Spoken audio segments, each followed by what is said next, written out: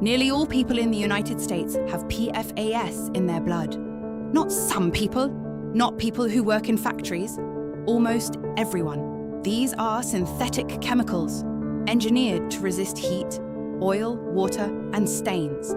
They don't break down easily in the environment, and they don't break down easily in the body. That's why they've earned a nickname, Forever Chemicals. Not because they last forever, but because they last a very long time. PFAS stands for per- and polyfluoroalkyl substances. It's not one chemical. It's a large family. Thousands of compounds, built around the same resistant properties. That resistance made them useful in cookware coatings, in food packaging, in stain-resistant fabrics, in firefighting foam. The same properties that made them valuable industrially are also the reason many of them persist. Once they enter water systems or food supply chains, exposure can become widespread. That persistence is the core issue. People are exposed through multiple pathways.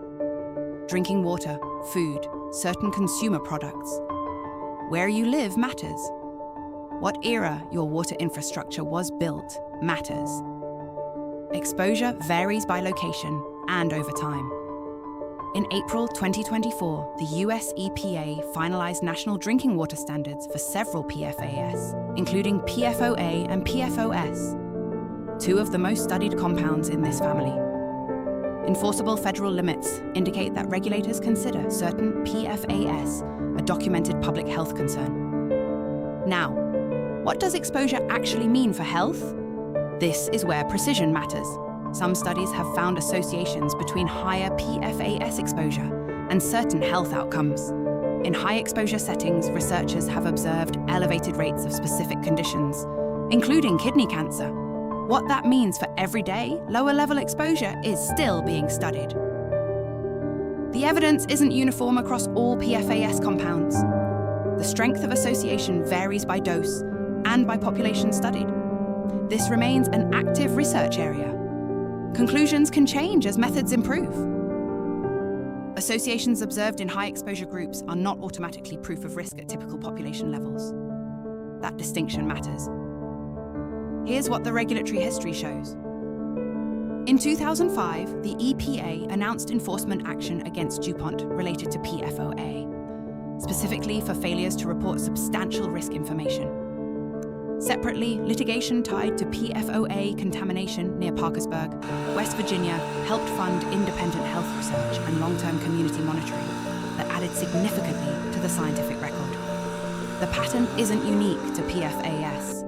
Regulation often moves after evidence accumulates. Sometimes after exposure is already widespread. The system isn't broken by design, but it does have structural lag. So what do you do with this? 3 practical steps. Calm ones. If your non-stick cookware is old or visibly damaged, consider switching to stainless steel or cast iron. Concern is highest when surfaces are degraded. Check your local water quality report. If your area has elevated PFAS levels, look into filtration options suited to your situation. Reverse osmosis and certain activated carbon systems are among the most studied filtration methods for reducing specific PFAS. Where practical, reduce unnecessary contact with grease-resistant food packaging, particularly for hot foods. This is not about panic. It's about knowing what's inside the label.